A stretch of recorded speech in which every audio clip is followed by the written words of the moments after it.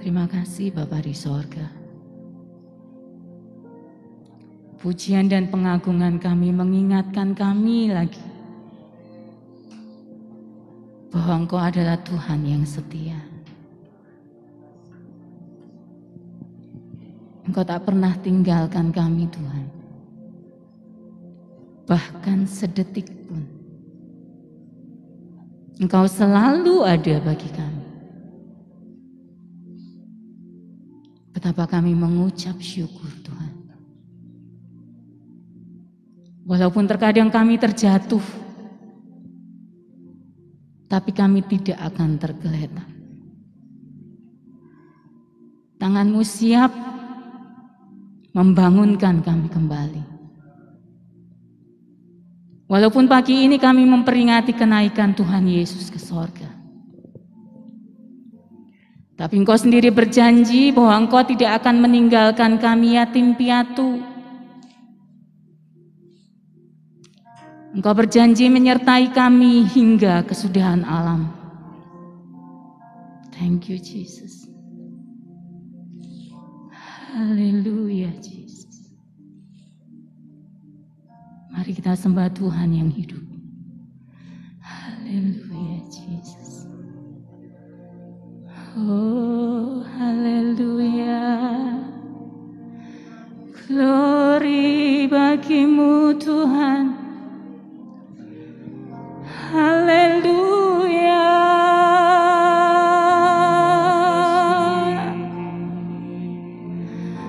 Haleluya. Kami sembah Engkau Tuhan.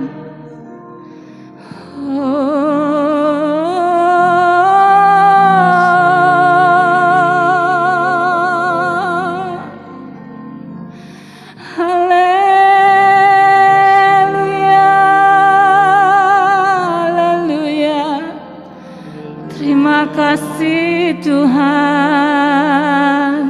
Haleluya. Haleluya. Terima kasih Tuhan. Terima kasih Tuhan. Kami percaya janji-Mu tetap berlaku dalam hidup kami. Kami percaya janji-Mu akan terjadi dalam hidup kami. Engkau bukan orang yang berjanji dan tidak menepatinya. Karena Engkau adalah Tuhan. Engkau adalah Allah. Terima kasih Tuhan Yesus. Terima kasih Allah Roh Kudus. Terima kasih Bapa di sorga. Kami bangga memiliki Allah seperti-Mu. Kami bangga memiliki Tuhan yang layak dipercaya. Terima kasih untuk hadirat-Mu yang nyata di dalam ibadah kami pagi. Sebentar kami akan mendengarkan firman-Mu. Tolong kami untuk dapat mengerti dengan baik apa yang menjadi kerinduan hati-Mu bagi setiap kami. Terpujilah nama-Mu Tuhan, beracaralah lebih lagi di dalam ibadah kami pagi hari ini. Segala pujian, hormat, penyembahan hanya kami persembahkan kepada Tuhan. Di dalam nama Tuhan Yesus Kristus. Semua yang percaya katakan amin. Puji Tuhan. Silakan duduk kembali Bapak Ibu Saudara. Selamat bertemu di hari ibadah yang bukan hari Minggu. Hari ini istimewa. Kenapa? Karena kita sedang merayakan kenaikan Tuhan Yesus ke sorga. Perpisahan kok dirayakan sih? Nggak salah ya? Tapi kita akan belajar dari firman Allah. Mengapa perpisahan Tuhan Yesus dengan murid-muridnya harus kita rayakan? Ada banyak gambar ya di YouTube bagaimana Tuhan Yesus naik ke sorga, di mana di Google juga Tuhan Yesus naik ke sorga dengan dipandangi oleh murid-muridnya. Kita akan baca Lukas 24 ayat 50 sampai 53. Bapak Ibu Saudara bisa melihat di handphone, di tab, di Alkitab juga, tapi di sini juga ditampilkan. Oke, kita akan baca bersama-sama perikop tentang kenaikan Yesus. 1, 2, 3. Lalu Yesus membawa mereka keluar kota sampai dekat Betania. Di situ ia mengangkat tangannya dan memberkati mereka. Dan ketika ia sedang memberkati mereka, ia berpisah dari mereka dan terangkat ke sorga. Mereka sujud menyembah kepadanya, lalu mereka pulang ke Yerusalem dengan sangat bersukacita. Mereka senantiasa berada di dalam bait Allah dan memuliakan Allah. Beberapa tahun berselang, Bapak Gembala selalu menyampaikan ada beberapa hal ya, pernah menyampaikan antara Betania dan Bukit Zaitun seberapa jauh dan sebagainya dan sebagainya. Tapi kali ini saya ingin menekankan Lukas 24 ayat 52. Mereka sujud menyembah kepadanya, lalu mereka pulang ke Yerusalem dengan sangat bersuka cita. Ada yang aneh enggak sih? Mereka pulang ke Yerusalem dengan sangat bersuka cita. Berangkatnya ada Yesus di sana. Pulangnya sudah tidak ada Yesus di sana. Tapi yang aneh, hati mereka dituliskan sangat bersukacita. Aneh kan? Berpisah loh. Walaupun cuman kurang lebih 3 tahun, 3,5 tahun. Berpisah, sukacita. Ada Bapak Ibu Saudara yang berpisah terus bersukacita?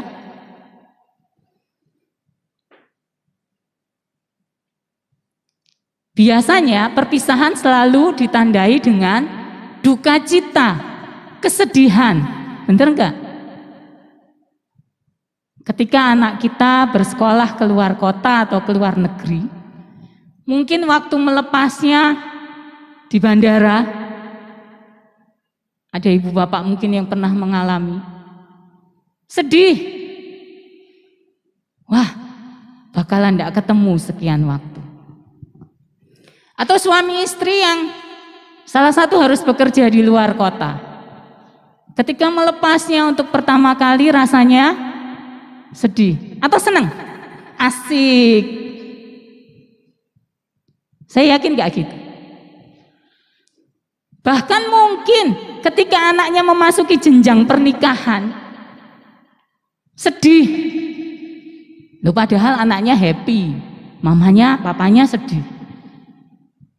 Apalagi perpisahan yang secara ragawi tidak akan ketemu lagi, tidak kelihatan lagi orangnya, sudah tidak nampak lagi. Tapi murid-murid nggak nangis, geru-geru gitu ya, kata orang Jawa, nggak kayak gitu. Mereka pulang dengan sangat bersukacita. Saya yakin ada alasan kenapa murid-murid bersukacita. Saya menganalogikannya seperti ini. Ketika orang tua mengantar anaknya sekolah untuk pertama kali, entah masuk TK, entah masuk SD, entah masuk SMP, ya, orang tua akan bertekad untuk meninggalkan anaknya satu waktu. Betul? Ada nggak orang tua yang misalnya hari pertama sekolah dijaga, oke, ditungguin sampai pulang, hari kedua sampai pulang, hari ketiga, hari keempat, sampai naik kelas gitu lagi, sampai naik kelas gitu lagi, sampai SMA terus gitu. Aneh nggak sih? Aneh kan? Kalau jagain 1 hari, 1 minggu, 1 bulan lah, oke lah. Anaknya nangis terus. Tapi kadang-kadang orang tua pun mengambil langkah sembunyi. Waktu anaknya lihat keluar kelas, loh, papa mamaku kok sudah nggak ada. Wah, kemana mereka? Mungkin mereka nangis awalnya. Tapi mau tidak mau orang tua akan memaksakan diri untuk meninggalkan anaknya, bukan? Ada orang tua yang nungguin anaknya sampai kuliah ditungguin di luar kelas? Pasti nggak ada. Nah, alasan-alasan seperti ini harus bisa dimengerti oleh seorang anak, supaya dia belajar melepaskan diri dari orang tuanya. Saya rasa seperti itu juga alasan Yesus meninggalkan murid-muridnya. Bukan karena nggak mengasihi, bukan karena nggak cinta, tetapi Yesus pengen murid-muridnya bertumbuh dewasa. Kalau Tuhan Yesus sampai sekarang ini masih ada hidup bersama kita, kira-kira apa yang terjadi? Tidak perlu gereja ini, seluruh dunia akan datang kepada Yesus entah di mana dia berada. Ya, cari Yesus. Terus apa bedanya Yesus dengan Gunung Kawi? Tuhan Yesus tahu apa yang akan terjadi dengan murid-muridnya. Ketika dia tinggalkan murid-muridnya, mereka akan berubah menjadi dewasa. Dan murid-murid tahu alasan kenapa Yesus harus pulang ke sorga. Yang pertama, kita akan belajar alasan yang membuat murid-murid bersukacita. Alasan Yesus naik ke sorga. Yesus harus kembali ke sorga untuk membuktikan bahwa dia telah menyelesaikan tugasnya. Kita coba baca Yohanes 16 ayat yang kelima.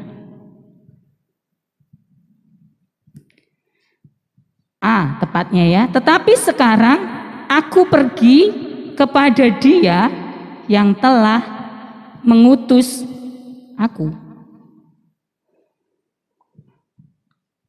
Seorang utusan yang diutus pergi, seseorang yang diutus pergi, itu harus kembali kepada pengutusnya. Benar? Kalau misalnya saya memerintahkan anak saya membeli gula di toko, maka dia harus kembali dengan membawa gula. Kalau misalnya saya menyuruh anak saya pergi ke toko membeli gula, ditunggu setengah jam, kok enggak datang-datang? Sehari, kok enggak datang-datang? 2 hari, kok enggak datang balik anak ini? Apa yang kita lakukan? Lapor polisi, anak saya hilang. Jadi kebenarannya adalah seorang yang diutus harus kembali kepada pengutusnya. Kalau enggak, dia dianggap mangkir. Kalau ini tugas kantor atau tugas kenegaraan. Misalnya seorang yang diutus pergi ke SEA Games untuk membawa nama Indonesia, terus dia enggak pulang ke Indonesia, apa yang terjadi? Dia tidak lagi menjadi warga negara Indonesia. Betul? Dia dianggap mangkir dari tugasnya. Tetapi seorang utusan yang sudah berhasil menyelesaikan tugasnya harus balik, paling enggak lapor, saya sudah berhasil. Kayak pahlawan ya, perang, habis perang menang, dia harus pulang ke negaranya. Buat apa? Bukankah raja sudah mendengar kalau dia menang? Iya, beritanya sudah. Tetapi orang ini pun harus balik ke negaranya. Dia disambut seperti pahlawan. Saya membayangkan ketika Yesus kembali ke sorga, seluruh sorga bersukacita. Mengapa? Karena Yesus sudah menyelesaikan tugasnya dengan sempurna.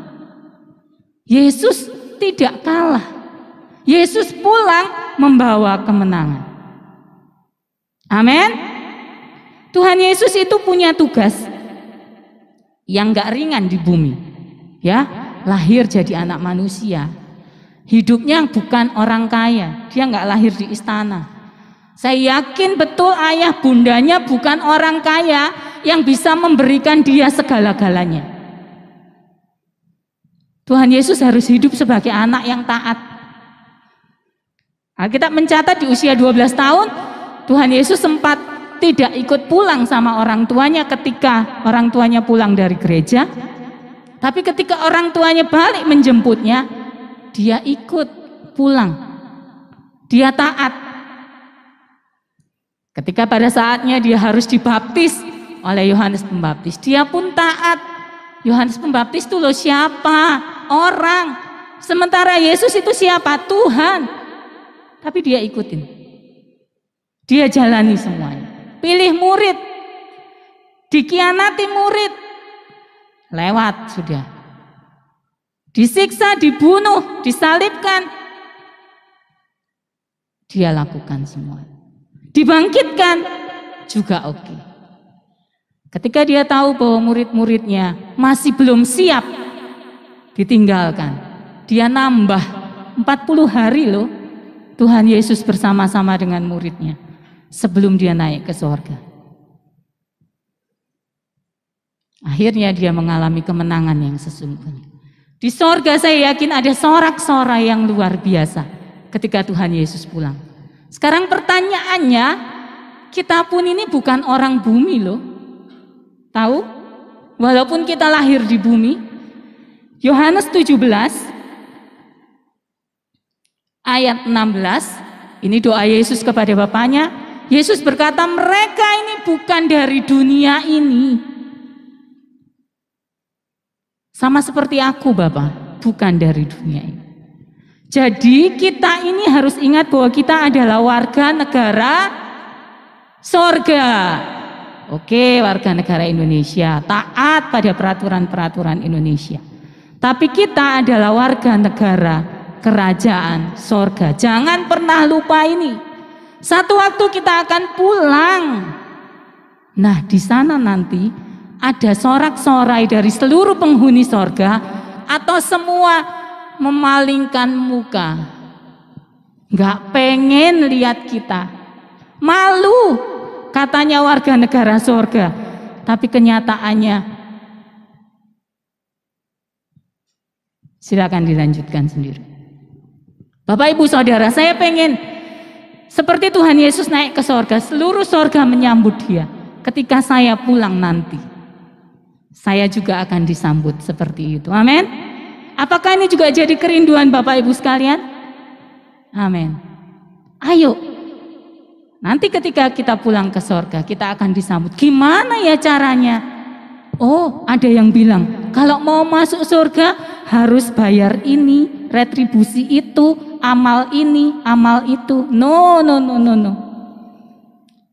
Kalau mau bersatu dan bertemu penghuni sorga, pemilik sorga, apa yang harus kita lakukan? Ya baik-baiklah sama pemilik sorga ya. Dia tidak bisa disogok, nggak bisa. Apa yang bisa kita lakukan di bumi ini untuk mempererat hubungan dengan pemilik sorga? Gak perlu bayar retribusi. Lakukan pujian, penyembahan, baca Alkitab setiap hari. Untuk apa? Untuk semakin sehati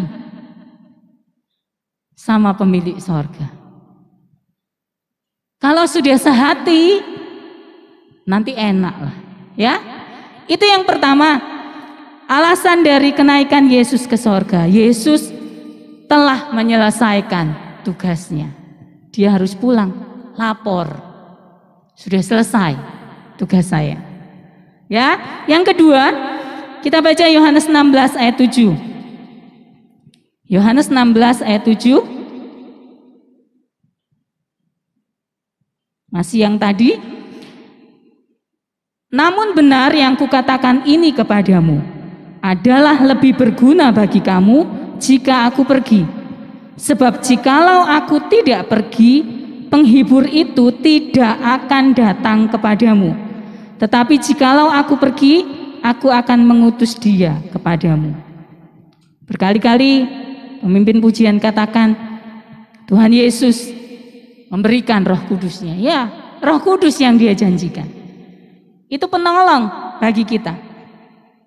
Yesus tahu shift kerjanya sudah habis. Ganti shift kerjanya Roh Kudus. Ya, Tuhan Yesus harus naik dulu.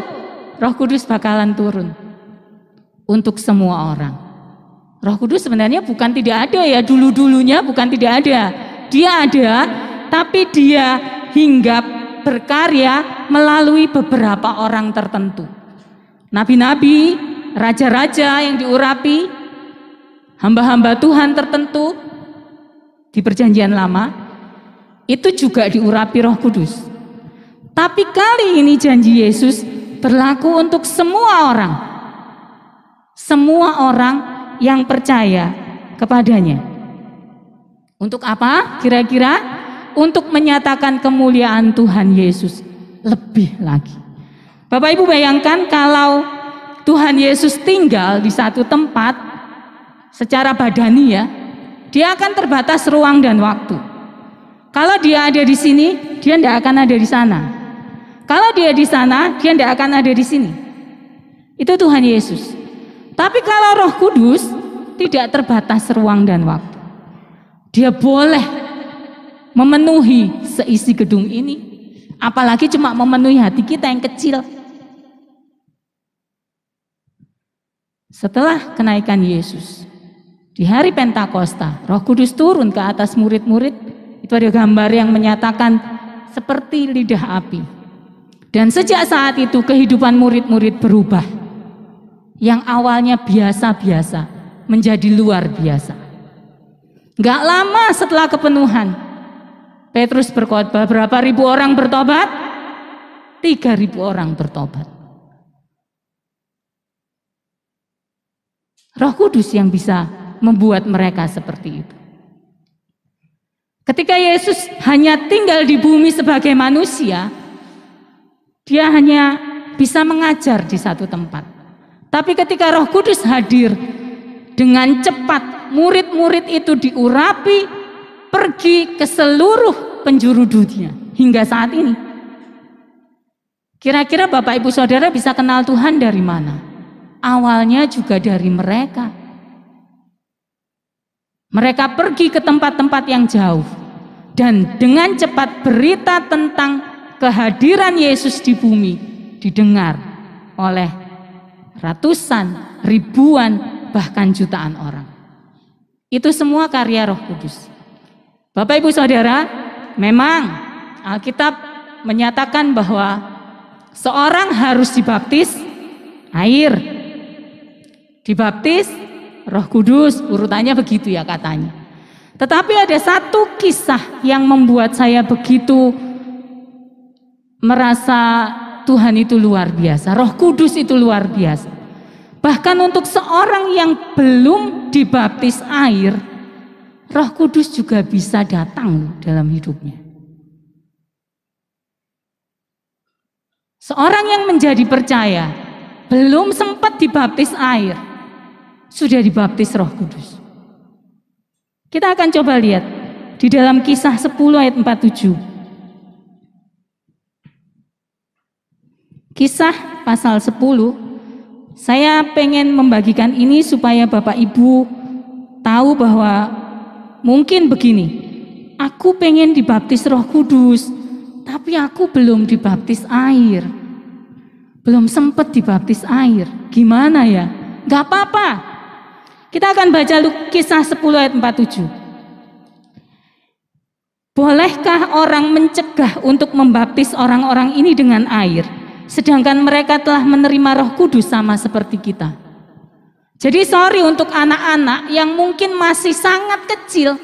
Secara gereja kita usia baptis air itu 12 tahun. Tetapi kalau engkau benar-benar percaya anak-anak, engkau pun bisa dibaptis Roh Kudus. Roh Kudus tidak bisa dibatasi. Oh, orang ini sudah rajin ke gereja, orang ini sudah banyak memberikan persembahan. Enggak kayak gitu. Orang-orang di Kisah Para Rasul pasal 10 ini belum dibaptis air, tapi sudah menerima Roh Kudus. Sama seperti Petrus, ini kisah Petrus. Jadi tidak ada yang mustahil bagi Roh Kudus. Baik untuk pelayanan keluar maupun pelayanan kepada diri kita sendiri. Bapak Ibu Saudara, kita masih hidup di bumi yang bikin kita susah, bikin kita juga menderita. Banyak persoalan, pergumulan. Tapi Roh Kudus itu penghibur, pelindung, penolong untuk kita bisa menyelesaikan semua tugas yang dibebankan kepada kita. Supaya ketika kita balik nanti kita didapati berkenan kepada Allah. Amin. Siap terima Roh Kudus Allah? Roh Kudus sudah dicurahkan, tinggal kita yuk terima. Gitu ya. Yang ketiga, alasan Yesus naik ke sorga. Yesus bersiap untuk tugas pelayanan berikutnya. Sudah selesai tugas saya pengen ongkang-ongkang kaki di sorga. Mungkin Tuhan Yesus gitu. Enggak, sepulangnya Tuhan Yesus di sorga ada tugas lain yang menantinya. Apa itu?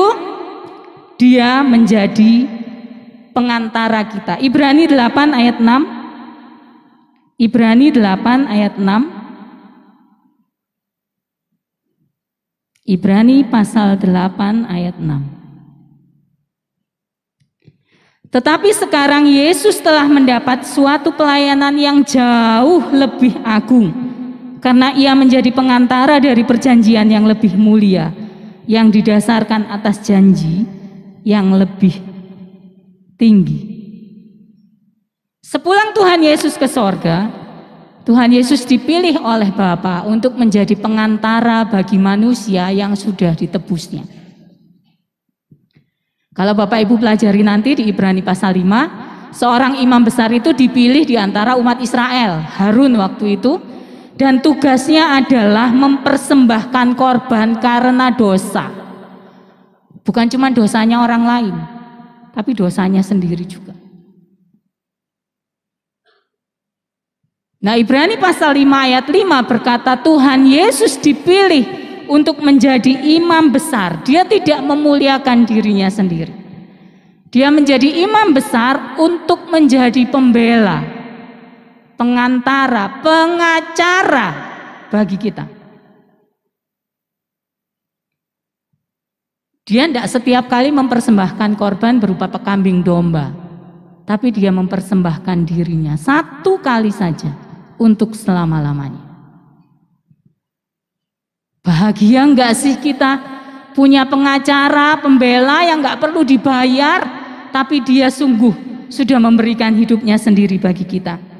1 Yohanes 2 ayat 1 mengingatkan kita supaya kita tidak berbuat dosa. Tapi Yohanes juga bilang kalau kita jatuh dalam dosa, kita punya pengantara di sorga. Saya membayangkannya begini, ketika iblis datang ketemu Bapak Allah, Deborah itu loh orang berdosa, gak pantas dia terima kasih sayangmu, gak pantas dia terima kasih setiamu. Tiba-tiba Tuhan Yesus, loh, jangan salah, aku sudah menebus Deborah untuk menjadi milik kepunyaanku. Jadi tidak boleh lagi ada tuduhan atas Deborah. Mengerti Bapak Ibu? Ketika iblis mencoba mendakwa kita, Yesus langsung jadi pembela kita. Iblis jaksa, penuntut, Yesus pembela. Luar biasa. Hidup kita akan selalu dibela oleh Yesus yang sudah mati bagi kita.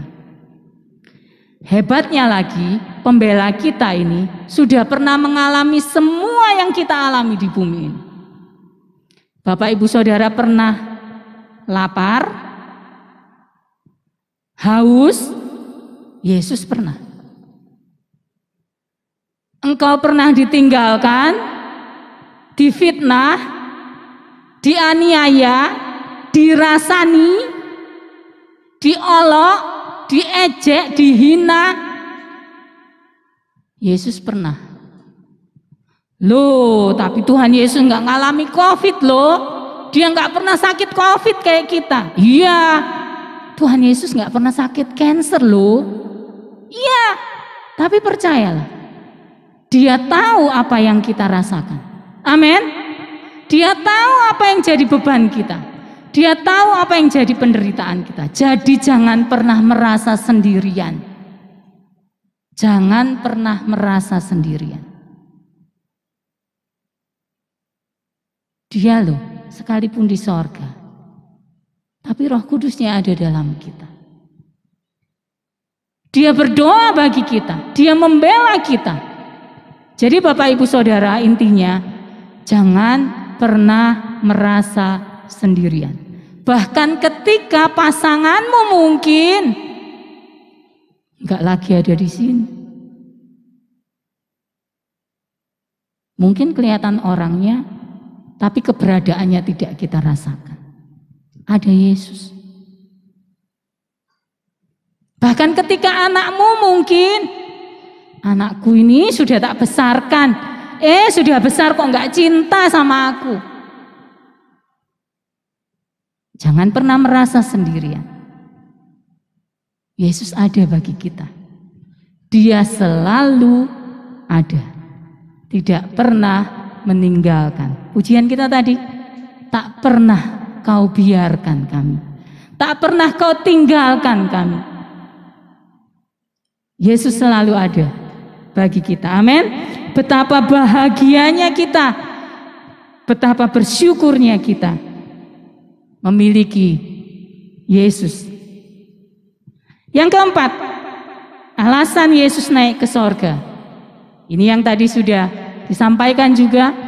Yesus pergi untuk menyediakan tempat bagi kita.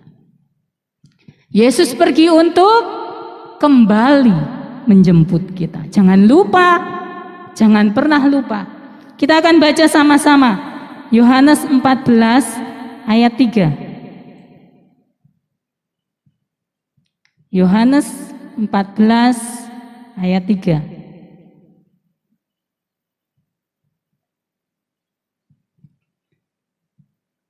Dan apabila aku telah pergi ke situ dan telah menyediakan tempat bagimu, aku akan datang kembali dan membawa kamu ke tempatku, supaya di tempat di mana aku berada, kamu pun berada. Saya suka membayangkan ketika membaca Alkitab ya Bapak Ibu Saudara. Mungkin saya juga nggak tahu, saya kalau membaca itu terkadang membayangkan bagaimana misalnya Abraham berdiri di sana. Itu yang ada di pemikiran saya. Nah, untuk kisah kenaikan Yesus ke sorga, saya membayangkannya begini. Yesus pergi dengan murid-muridnya, kemudian ketika Yesus memberkati mereka setelah ngasih pesan-pesan, memberkati murid-muridnya, tiba-tiba saja Tuhan Yesus itu terangkat ke sorga, pelan-pelan ya, nggak langsung wush gitu, nggak gitu. Saya membayangkannya dia naiknya pelan-pelan. Murid-muridnya mengikuti dengan matanya, dari masih di bawah, naik,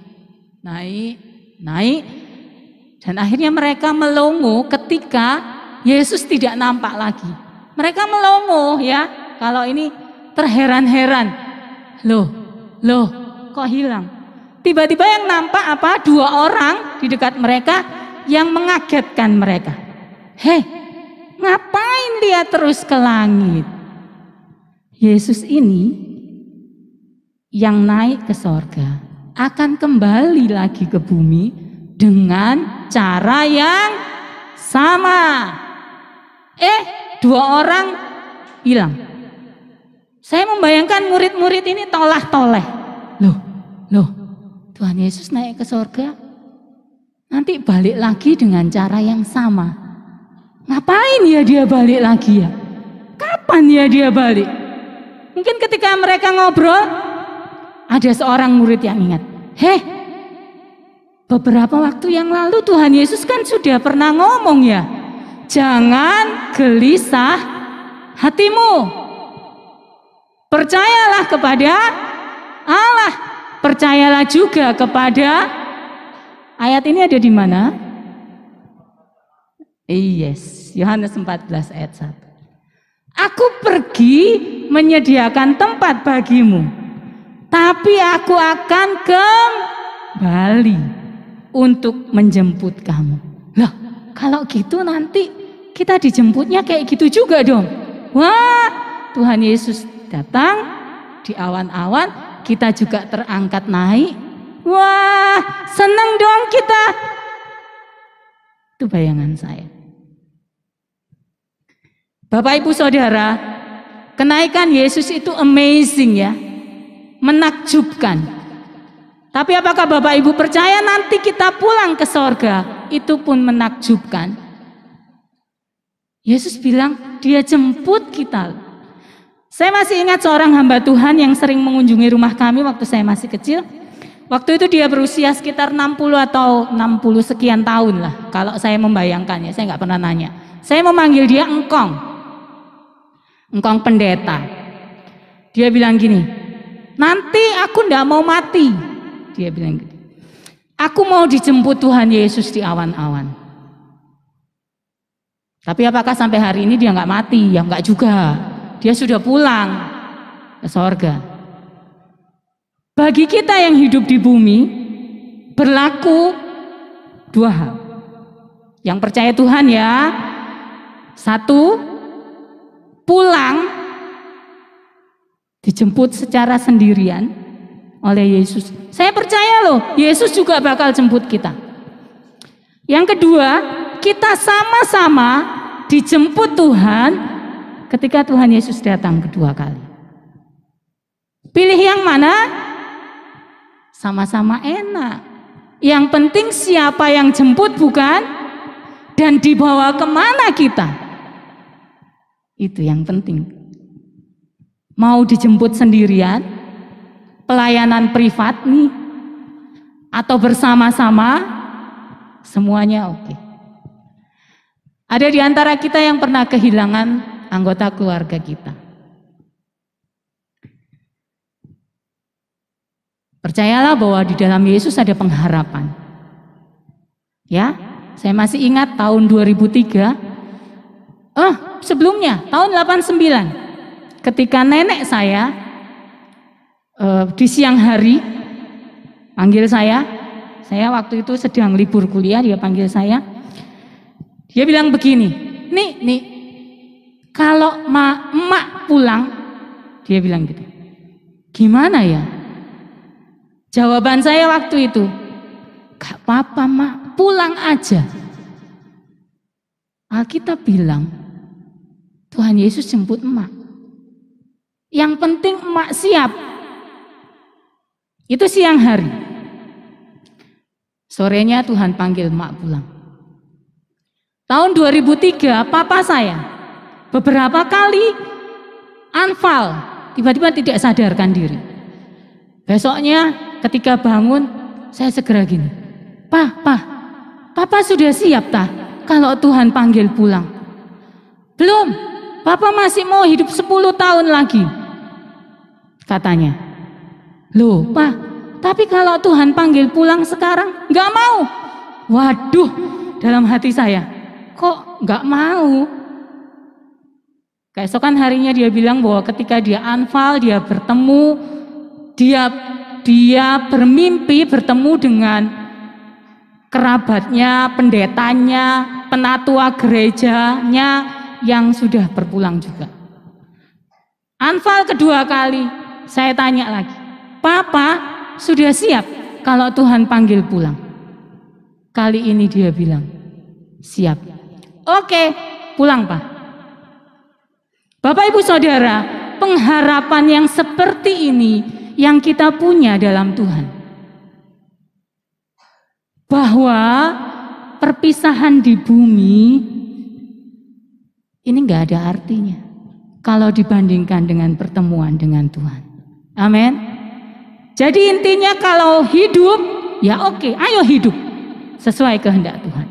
Kalaupun nanti kita pulang, Paulus bilang itu keuntungan buatku, karena aku bisa ketemu sama Bapa sama Yesus, sama Roh Kudus. Amin Bapak Ibu Saudara. Percayalah bahwa hidup kita bukan hidup yang sia-sia. Ketika kita menjadi percaya, Tuhan punya tujuan hidup yang mulia buat kita semua. Setiap kita, tidak terkecuali.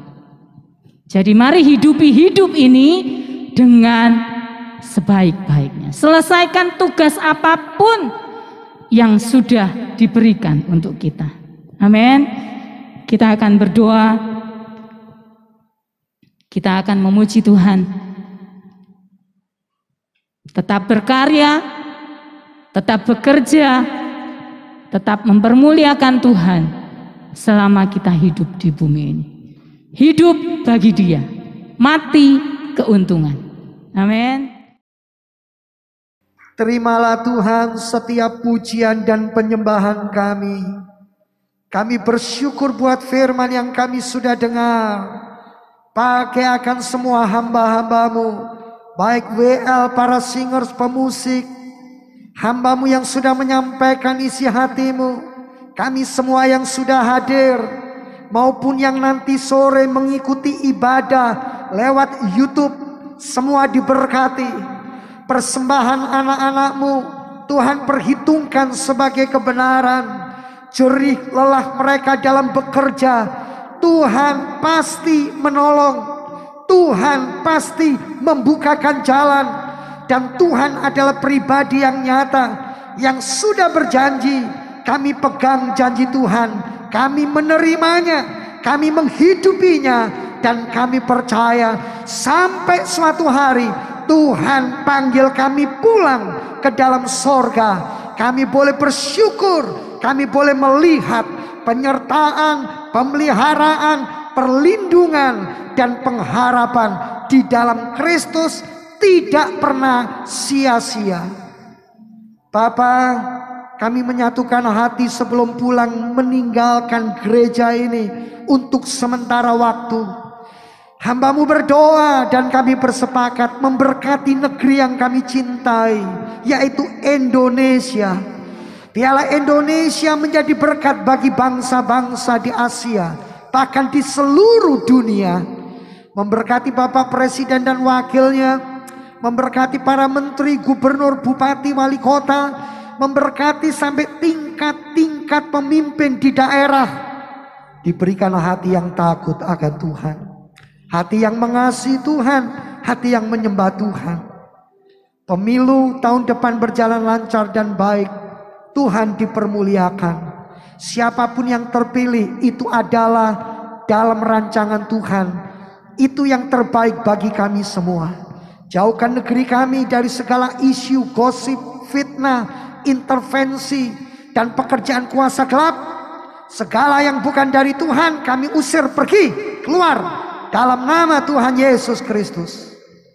Polri dan TNI yang ada di garda depan diberkati, diberikan hikmat untuk menjaga stabilitas nasional. Bapa, sejarah kelam yang pernah terjadi di negeri kami tidak boleh terjadi lagi. Kami percaya perlindungan Tuhan sempurna dan nyata bagi kami semuanya. Terima kasih Bapa di sorga. Kami menyerahkan seluruh jemaat yang sudah hadir diberkati oleh Tuhan. Kami serahkan semua partner-partner pelayanan dimanapun beliau berada. Tangan kasih dan cinta Tuhan menjangkau mereka. Jemaat yang tidak bisa hadir karena satu dan lain hal, dimanapun mereka berada, Tuhan juga memberkati semuanya. Sidang jemaat yang dikasihi Tuhan, sebelum pulang angkatlah kedua belah tanganmu.